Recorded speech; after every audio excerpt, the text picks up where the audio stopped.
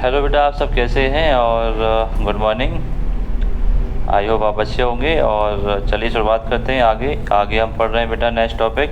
और next topic में बेटा जानेंगे, अच्छे से देखिएगा पूरी वीडियो और समझिएगा बेटा बहुत अच्छे से जिसका कॉन्सेप्ट है। और इससे पहली वाली वीडियो में बेटा हमने समझा था कि जो न्यूटन का ग्रेविटेशन लॉ होता है और उसका हम किस तरह से कर सकते हैं, क्या हमने किया, पूरा अच्छे से डिटेल में समझा। ठीक है, ग्रेविटेशन लॉ को समझा बेटा हमने। ठीक है, किसको समझा? ग्रेविटेशन लॉ को समझा हमने। ठीक है, चलिए अब जानते हैं बेटा एक और इम्पोर्टेंट डेरिवेशन पढ़ते हैं हम लोग। वेक्टर फॉर्म को जानते हैं बेटा। ठीक है, vector form of Newton's law of gravitation. ठीक है, चलिए आइए इसको जानते हैं कि इससे पहले आप पहली वाली वीडियो देख सकते हैं। पहली वाली वीडियो में हमने क्या बात की? न्यूटन्स लॉ ऑफ ग्रेविटेशन की बात की और कुछ इंपॉर्टेंट फीचर्स की बात की इसकी, कि क्या क्या चीज़ें आप नोटिस कर सकते हैं इसमें। और अब जानते हैं बेटा न्यूटन्स लॉ की वेक्टर फॉर्म। न्यूटन लॉ आपने समझ लिया कि Fg(m1m2/r²). ठीक है, चलिए वेक्टर फॉर्म समझते हैं। वेक्टर फॉर्म समझने के लिए सबसे पहले बेटा आप क्या लेते हैं? एक फ्रेम ऑफ रेफरेंस लेते हैं, एक फ्रेम ऑफ रेफरेंस। ठीक है, और इसको हम x और y का नाम दे देते हैं और यहाँ पे बेटा क्या हो जाता है? ओरिजिन हो जाता है। क्या हो जाता है? ओरिजिन। ये आपने बहुत पढ़ा होगा फ्रेम ऑफ रेफरेंस क्या होता है। ठीक है, तो सबसे पहले ये बात लिख भी सकते हैं बेटा प्रूफ में कि consider a frame of reference. Physics में हम फ्रेम ऑफ रेफरेंस बोलते हैं, फ्रेम ऑफ रेफरेंस। ठीक है, frame of reference X Y या एक्स वाई प्लेन आप लेते हैं with origin O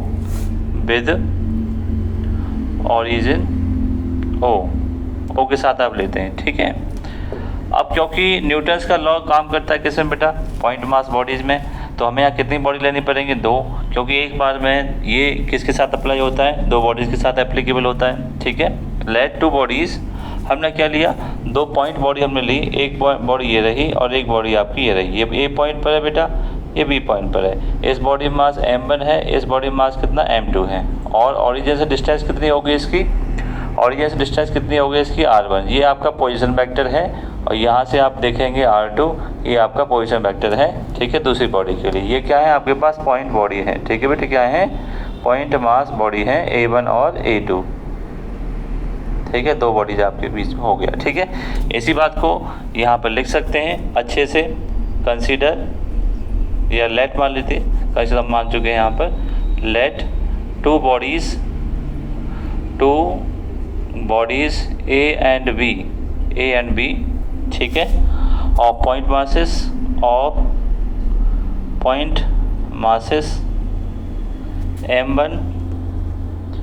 m1 and m2।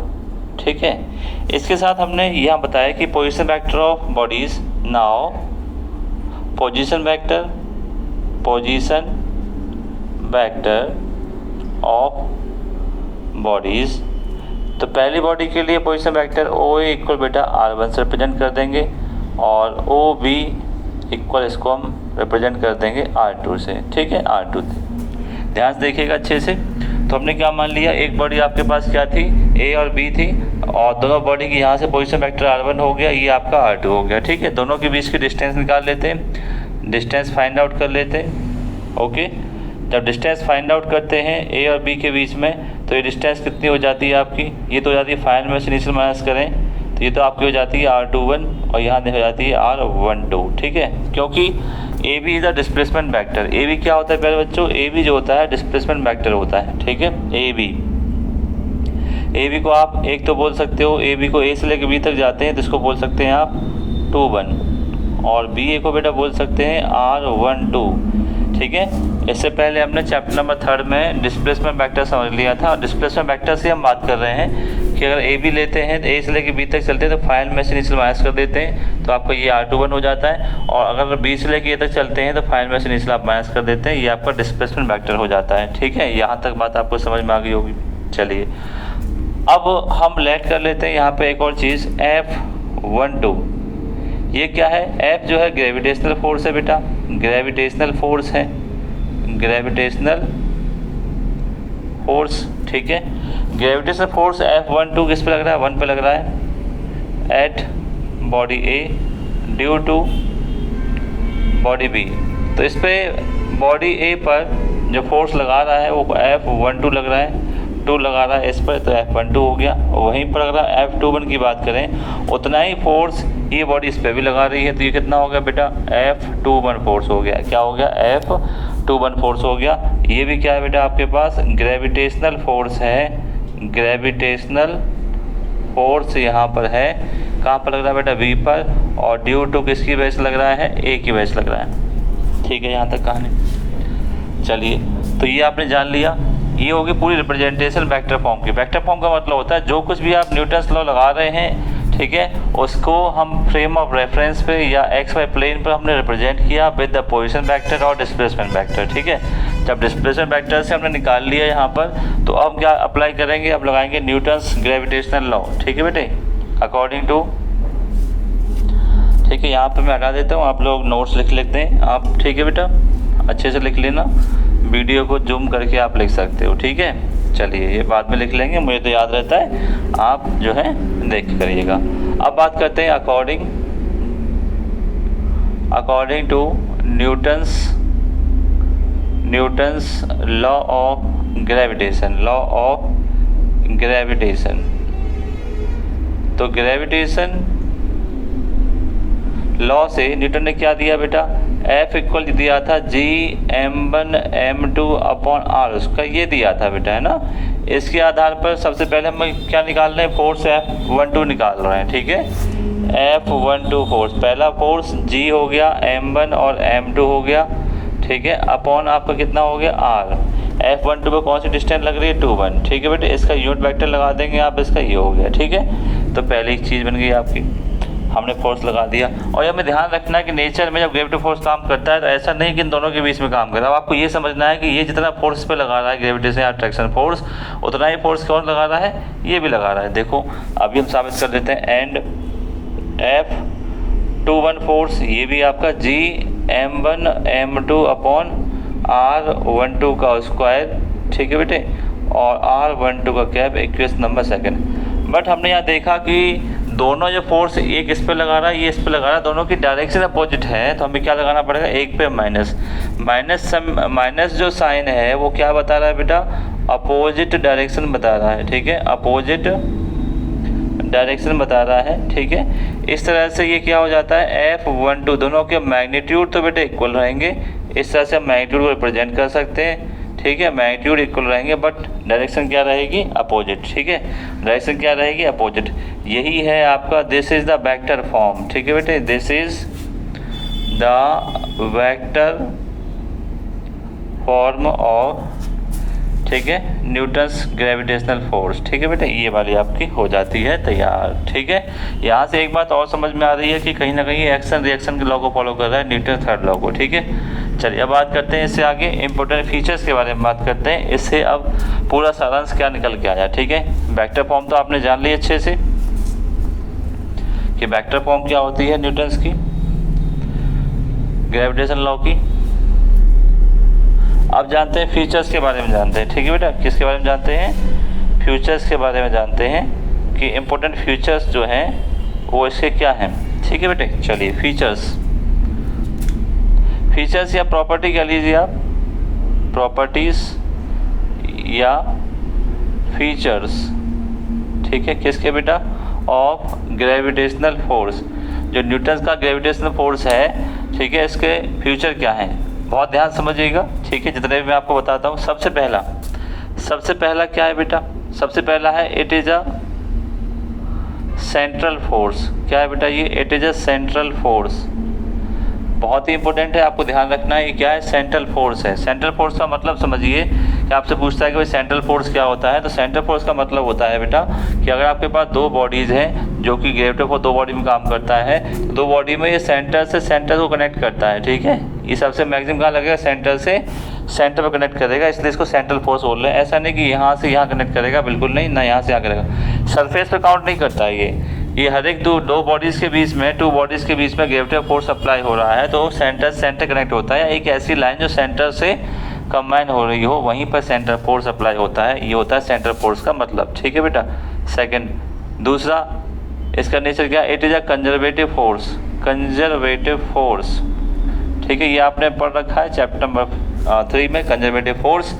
जब दो फोर्स अप्लाई होते हैं, देखो दो बॉडीज़ के बीच में क्या होता है, फोर्स लग रहा है पर ये पाथ पर डिपेंड नहीं है। कंजर्वेटिव का मतलब होता है no depend on path, no depends on path, बस अप्लाई हो रहा है। दो बॉडीज़ हैं, दो बॉडीज़ के बीच में फोर्स काम कर रहा है, क्या मतलब फोर्स लगा हुआ है, इसको कैसा पाथ है कैसा पाथ नहीं है, बीच में मीडियम क्या है, ये डिपेंड नहीं करता है, बस फोर्स लग रहा है, इसलिए इसको बोलते हैं कंजर्वेटिव फोर्स बोलते हैं। ठीक है। तीसरा अभी हमने पढ़ा, ठीक है, इट्स फॉलो न्यूटन्स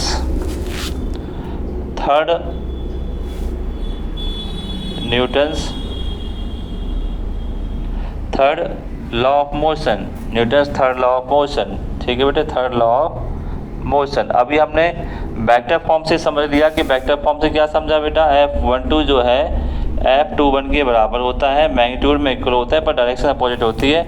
यानी सबसे पहली बात ये एग्जिस्ट करता है पेयर में। ठीक है बेटे, क्या करता है, जो ग्रेविटेशनल फोर्स होता है ये एग्जिस्ट करता है किसमें बेटा, एग्जिस्ट इन पेयर, और पेयर में करता है बट कैसा होता है, बट अपोजिट होता है। आपको ध्यान रखना है बेटा, है ना, बट क्या होता है, अपोजिट होता है। ये आपको अच्छे से याद रखना है, क्या होता है बेटा, अपोजिट होता है। ये बहुत अच्छे से आपको याद रखना है। ठीक बात है। तो हमने ये पढ़े। चौथा है इट्स नॉट डिपेंड, ठीक है, it does not depend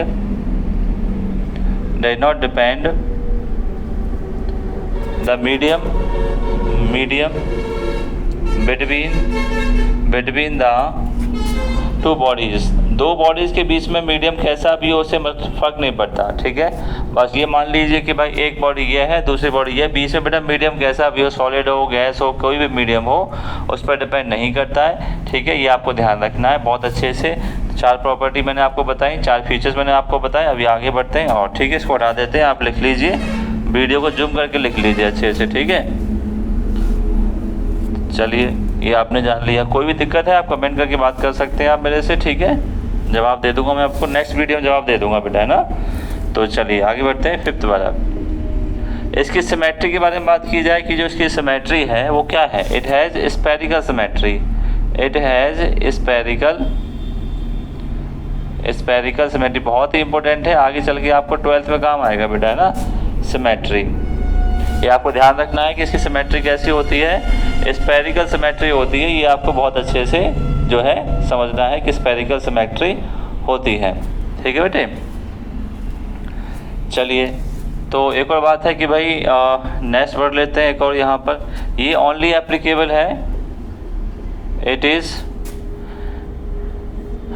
applicable या इट इज़ फॉलो, एप्लीकेबल लिख लीजिए, एप्लीकेबल से ही काम हो जाएगा। Applicable between 2 point mass body, 2 point mass body. ठीक है बेटे, दो बॉडी होनी चाहिए, दो बॉडी पॉइंट मास होनी चाहिए, तभी ऐसा ये डिपेंड करेगा। ठीक है, ये इंडिपेंडेंट होता है। एक और बात है कि ये एक बार में जो अप्लाई होगा दो बॉडी के बीच में होगा, तीसरी बॉडी और रखी है तो उसे मतलब नहीं है। ठीक है, इस बात से। ओके बेटे, ये हमने फीचर्स जान लिए हैं इसके। चलिए थोड़ा सा और आगे बढ़ते हैं, फीचर लिख लीजिए अच्छे से। अब देखते हैं एविडेंस, इससे क्या क्या चीज़ें जो हैं सही साबित हो जाती हैं। ठीक है, एविडेंस जानते हैं अब। ठीक है, ऐसे बहुत सारे और भी हो सकते हैं, एक आध दो। ठीक है, आप बुक से पढ़ सकते हैं। जो मेन मैंने फीचर्स थे या प्रॉपर्टी थी ग्रेविटेशनल फोर्स की मैंने आपको बता दी। ठीक है, अब देखते हैं इसका एविडेंस कहाँ कहाँ है। इस रूल से और चीज़ क्या साबित हो गई। ठीक है, इसके एविडेंस का मतलब होता है कि ग्रेविटेशनल जब लॉ का डिस्कवर हो गया तो हमें इसका यूज़ या इस लॉ से हम कौन कौन सी चीज़ों को हम अच्छा कर पाए या एक्सप्लेन कर पाए। ठीक है, जैसे एविडेंस में क्या है, एविडेंस या यूज़ ये कह सकते हैं। पहला है रिवॉल्यूशन ऑफ अर्थ, रिवॉल्यूशन, ठीक है, of earth around the sun, around the sun. हमारी अर्थ जो है सन की चार ओर घूम रही है due to attraction force, due to gravitational force, पहला एविडेंस ये मिला, ठीक है। एंड सिमिलर, ठीक है, moon rotates, moon around the sun, around the earth. ऐसे ही हम बात कर रहे हैं, मून क्या है, मून हमारी अर्थ के चारों ओर घूम रहा है, ठीक है, ड्यू टू अर्थ जो है एक्सटर्नल फोर्स, अट्रैक्शन फोर्स, और हमें ध्यान रखना है अर्थ में अर्थ इसको बांध रही है अपने ग्रेविटेशनल फोर्स से और ये घूमता रहता है, ठीक है। चलिए अब बात करते हैं दूसरा, टाइड्स, ठीक है। टाइड्स आता रहता है भाई, tides are formed in ocean, ठीक है, in ocean due to moon attraction force, ठीक है। यानी ये आपको ध्यान रखना, अट्रैक्शन फोर्स मतलब ग्रेविटेशनल फोर्स बेटा, ये बात समझेंगे आप, ग्रेविटेशनल फोर्स, ठीक है। कहाँ लग रहा है, between moon and sea water, ठीक है बेटा, सी वाटर के बीच में ये काम करता है। ये आपको ध्यान रखना है कि जो टाइड्स है, जब ओशियन में टाइड्स बनते हैं, ठीक है, ओशियन में बहुत बड़ा हाई और लो टाइड बनते हैं, वो बचने की वजह एक ही है कि मून कहीं ना कहीं अर्थ पर टाइडल फोर्स लगा रहा है, ग्रेविटेशनल फोर्स लगा रहा है, तो इसकी वजह से पानी खींचता है और पानी पीछे चला जाता है, तो इसको बोलते हैं टाइड। आपने देखा होगा मूवीज़ में, यूट्यूब वगैरह आप कहीं भी देखा होगा, तो टाइड्स का बनना यही होता है, मेन वजह सबसे ज़्यादा यही है, ठीक है बेटे। तीसरा बात करते हैं मोशन ऑफ सैटेलाइट, ठीक है बेटे, motion of satellite in orbit, ठीक है। इसकी वजह भी खास ये है, जब हमने देखा कि कोई भी सैटेलाइट अगर हम लॉन्च करते हैं, आर्टिफिशियल सैटेलाइट लॉन्च करते हैं, ठीक है, तो जब आर्टिफिशियल सैटेलाइट लॉन्च करते हैं तो हमें ध्यान रखना है कि उसका भी एक ये वजह है, यूनिवर्सल लॉ ऑफ ग्रेविटेशन से ही ये हो पाया है, इसकी वजह से ही हमने इसको डिस्कवर किया है। और सबसे इम्पोर्टेंट बात ये है, चौथी बात, different value of g at earth surface पे बेटा जो अलग अलग वैल्यू हैं जी की, डिफरेंट वैल्यू जो फाउंड की गई हैं वो इसी लॉ से की गई हैं, ये इस लॉ का यूज है, ठीक है बेटे। तो हमने 3 बातें समझी, ठीक है, वेक्टर फॉर्म समझा, कुछ प्रॉपर्टी समझी और कुछ के यूज समझे, इसको आप नोट्स में बनाइएगा, ठीक है। फिर मिलते हैं नेक्स्ट वीडियो में, okay, thank you so much मेरे बच्चों, आराम से देखिए।